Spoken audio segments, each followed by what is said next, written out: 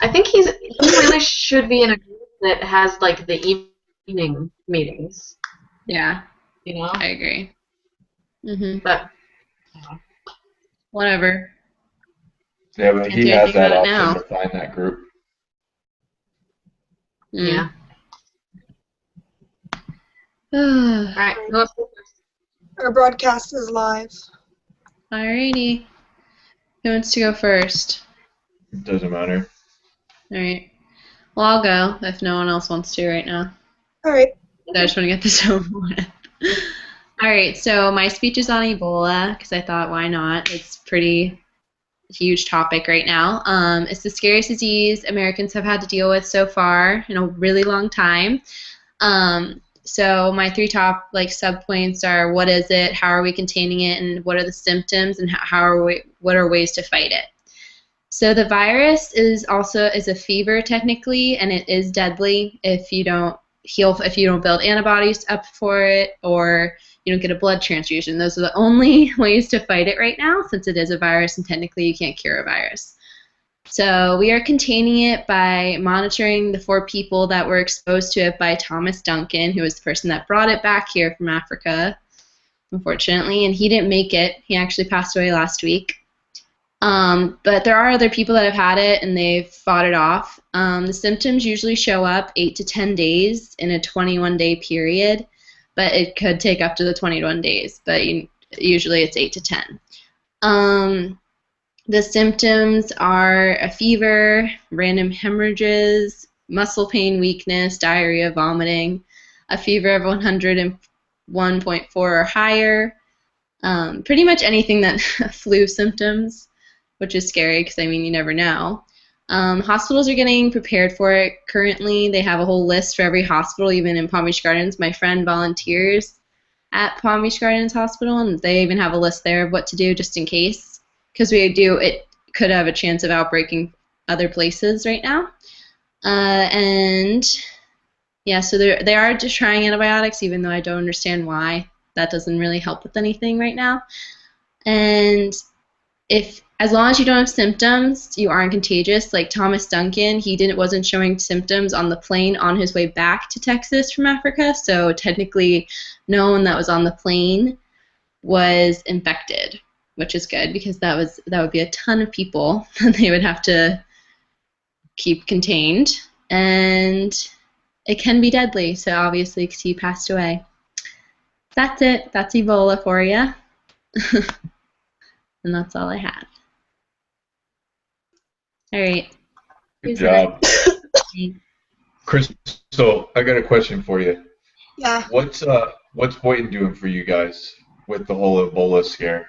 N95 masks and gowns, gloves, goggles, pretty much. So they're saying covers. wear an N95 mask and wear an OB kit if you think it's a. Yeah, they're ordering extra gowns, I guess, heavy duty ones, and we have to wear boot covers and have the mask and the face shield on. Okay. But we had that patient in JFK a couple days ago that they determined didn't have all the flu-like symptoms, so they discharged her. But it was also a dialysis patient, so I'm wondering, if they're going to wait that 10 to 21 days before they find out that she was, in fact, infected, because she was on her 3rd or 4th day back. And they said, you don't have any signs and symptoms. And she told them, I just got back from Africa 3 days ago, and they sent her home. So that's kind of scary. God, that's terrifying. That's JFK. For it. Awful. Oh, man. Oh my gosh. You get to avoid all this right now. Where's she live? Yeah. I don't know, but JFK is one of our target hospitals, so I'm sure we'll see a lot of it. Yeah, but you guys. I'm staying on the island. Yeah. I'm right now. Pretty sketchy here lately. What kind of grosses me out is that I was told at least that Ebola isn't airborne. Like, you have to get it through a bodily fluid. So you'd think, That's like, true. nurses would not get bodily fluids on them. Yeah. Well, For- it's droplets. So the nurse has like a scrape or something on her arm, and she gets spit on her gloves, and she wipes her arm on accident. Yeah. She's contaminated. It's Yeah. just that easy. Or pretty gross. sneeze, Thank God or it's the not. spit in your cough. Yeah. Yeah. Yeah. they don't- I guess when you talk to someone, they spit on you, so. Yeah, my mom was Yeah, she some got people pretty spray attacked big time. once. I spit on myself sometimes talking. I mean, it just happens. Oh my god. It's Yeah, a good thing these cameras are a little blurry because we all look good. You know? All right, I'll go next. I want to go next. Well, I mean, I want to be done. Yes. Let's do it. I'm sitting here looking for my papers and I don't have any. So I mean, I I have made my them. speech Just this time. Yeah, no, I was substantially literally just clearer looking at my last time. screen the whole time, so. yeah. All right. Okay, I'm turn Go on the ahead. spotlight. All right. Scroll up to the top. Okay. My name is Monica. You all know that. And today I'm going to be talking to you about the wonderful world of chocolate. I want you to know 3 different things about chocolate, but we'll get to that. I want to know, does anyone here not like chocolate? Everyone here likes chocolate? Well, if you like chocolate, I'd imagine you have a favorite kind. And if you have a favorite kind, I wonder, do you know what brand makes your favorite kind of chocolate? Yes? All right. Now, if you know what brand it is, do you know where that brand actually gets its chocolate from in the world? That's what I'm going to tell you. When you purchase your chocolate, there are, with anything you put in your body, there are 3 things you really need to know. You should know where the ingredients come from. You should know how pure your chocolate is, and you should know the practices of the farms that produce this chocolate. I became interested in chocolate, I think, the day I was born, but really last year I spent a lot of time, not a lot of time, but researching good chocolate for a Halloween party I was throwing, and I became interested in the different brands and different tastes, and eventually I got to find out like the sources of where the chocolate was coming from. And so there are many different chocolate choices out there, but they all start at the same place, and that's the farm. Chocolate comes from the cacao plant, if you didn't know that already. It grows in a fruit pod on the cacao tree, and it can only grow in warm weather, so it really grows mainly in West Africa, Southeast Asia, and Central and South America. Let's see, it needs heavy tending, so most chocolate is actually grown on small family farms, so they can be right next to it, and it's their day in, day out, that's their life, chocolate. Once the family harvests it and dries it, it gets sent off to the factories, where they take the dried beans, the dried cacao beans, and they grind them, press them, heat them, and then they stir it to make the chocolate that we recognize in the U.S. Now that we have a better understanding of where chocolate comes from, let's talk about how much chocolate is actually in your chocolate. In the U.S., the term chocolatey is applied to anything that has small amounts of the cacao bean, like the cheap chocolate. It's made up, the flavor is made up with a little bit of chocolate, but they add in sugar, lots of sugar, and lots of hydrogenated vegetable oils to give it a more fatty taste, so it's more palatable, tastes better. Most other first world countries, Europe and all their little countries there, label American chocolate as chocolate candy because they don't see it as actual chocolate. And they seem to dislike it, Europeans. You never hear anyone that vacations to the U.S. bringing back chocolate. It's always, we bring back chocolate from Belgium or places in Europe, sort of thing. And let's see, the higher the percentage of the cacao in your chocolate, the less sugar and fat is found in it. So the darker your chocolate, or the higher the percentage, the better it is for you. And there are some medical research why it's better for you, but we won't go into that right now. Now that we know that chocolate can have different levels of the cacao, let's discuss how the farms that produce the cacao are not created equal. In Central and South America, the farms are most times fair trade. I don't know if you can see that little fair trade symbol right there. I've been eating chocolate to get me in the spirit, by the way. And so fair trade, if you don't know, it means that the workers are paid basically a fair wage. They have access to clean water, food, lodging, basically sort of the American standard of a fair wage. So brands such as Green and Black's, Newman's Own, and Ritter Sport, they all buy their chocolate from Central and South America. So if it's not labeled fair trade, it's pretty close. And any organic chocolate is almost exclusively grown in these areas. So you can be sure that those workers actually get paid. But according to the International Labor Organization, chocolate farms in Ghana and the Ivory Coast in 2008 had over 1 million child slaves. These child slaves are taken from their homes, from their parents. They don't go to school. They don't get paid. They work. They get fed enough to keep working, and then they're there forever or until they're sold. And there are many other chocolate companies in the U.S. that won't divulge where they get their chocolate, where they get their cacao beans from for their chocolate. There's been a lot of global pressure on them to release this information, so hopefully we'll know sooner rather than later. But there are some brands such as Nestle, Hershey, Mars, and the U.S. Cadbury. They buy their chocolate from these areas.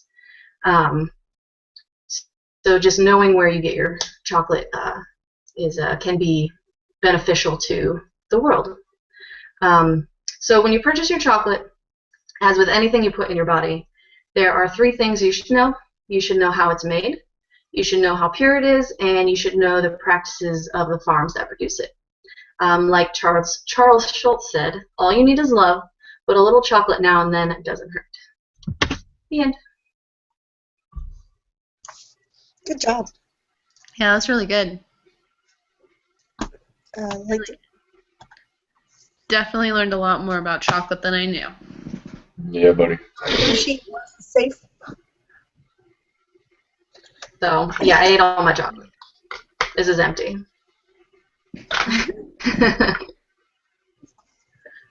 Okay. Chris, you're up. Okay, I'm just reading over my outline. Give me 1 second to get a drink of water. I'm getting a little cotton mouth. Me too. All the chocolate. Gotcha. Yeah.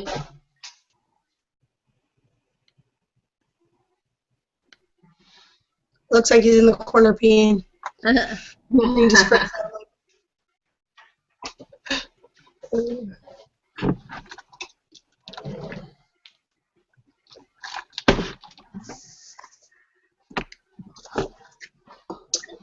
So I guess I can do like a mock speech for you guys. Pretend you're 4-year-olds. Go.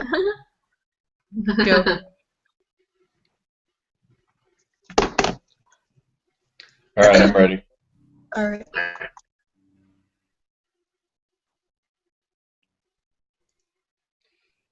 Morning, everybody. I'm Chris Bradley. I'm going to do a speech on the importance of public education and the fire service.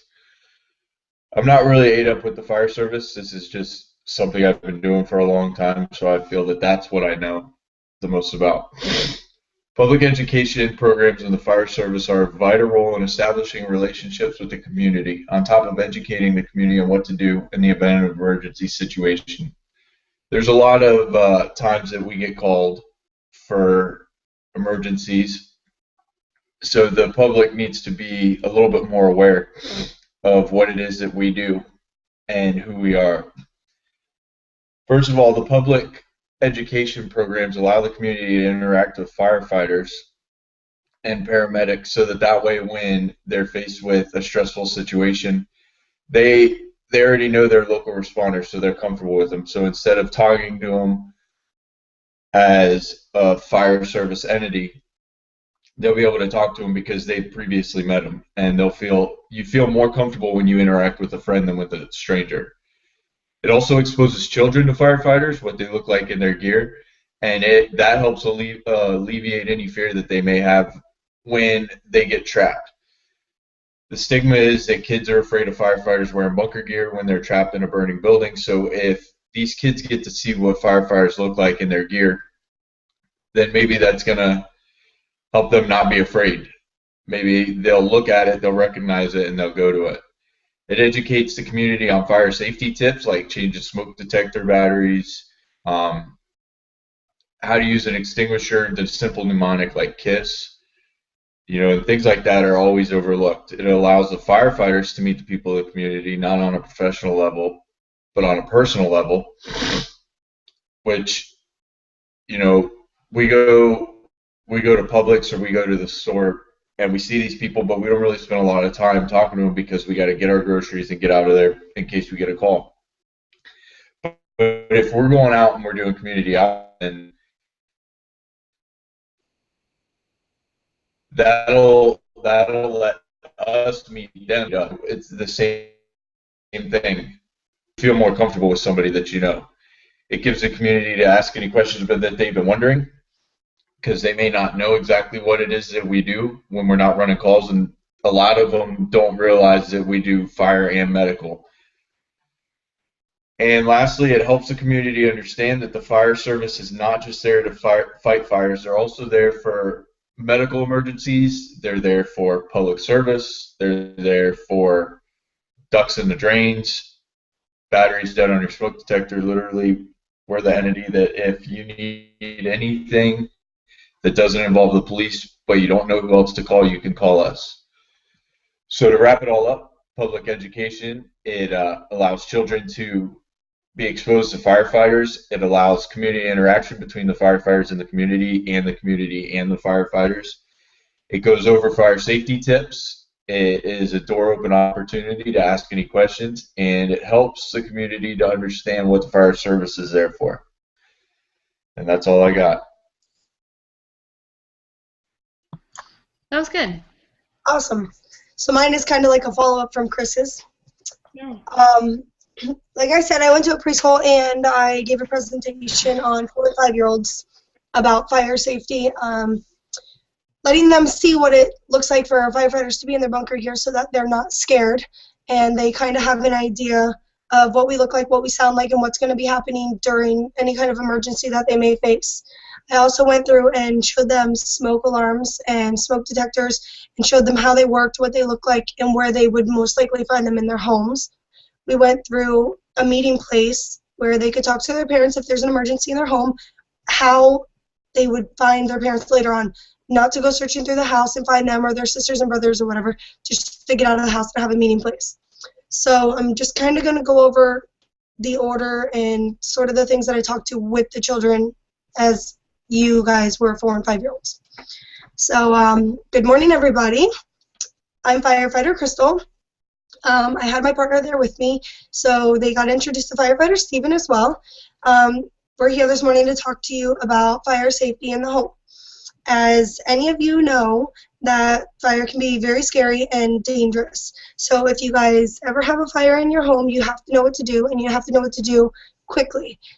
We have these things called smoke alarms in our homes, and smoke detectors, which is a little tiny white box, and it's usually placed high on your ceilings or higher up on the walls, outside of every bedroom, in the hallways, especially in the kitchens. And, sometimes when mommy or daddy are cooking and some of the food gets burnt and starts smoking, you'll hear the beeping go off. That's your smoke alarm. So if you ever hear that sound, just know that there's an emergency going on in your home, that you need to stop everything that you're doing and you need to get out of the house. Don't wander around. Don't look for anybody. Don't continue playing with your toys. You stop everything and you leave your home.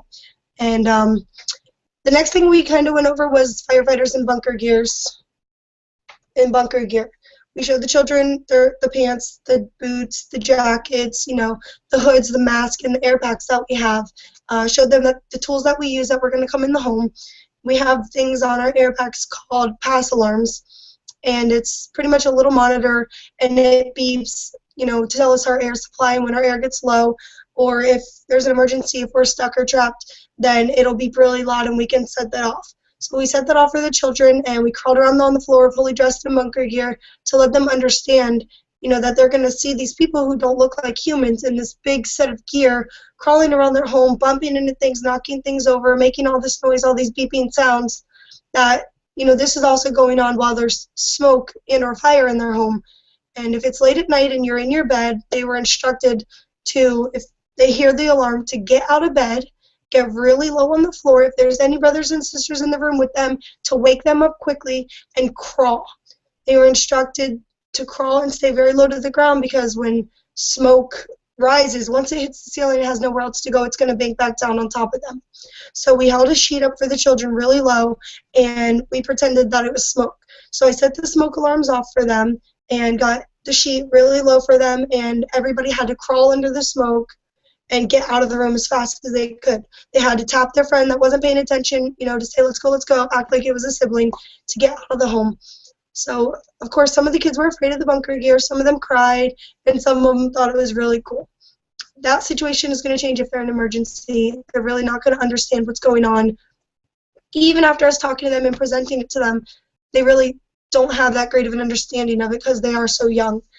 So after that all happened, we came up with a meeting place, and they all got homework to go home and talk to their parents about where to meet, the safest places to meet, and how to call 911. They were instructed not to call 911 from their home phone, that they were to get out of the house, go to a neighbor's house to call 911, go to the mailbox or whatever designated area that they have with their parents to meet.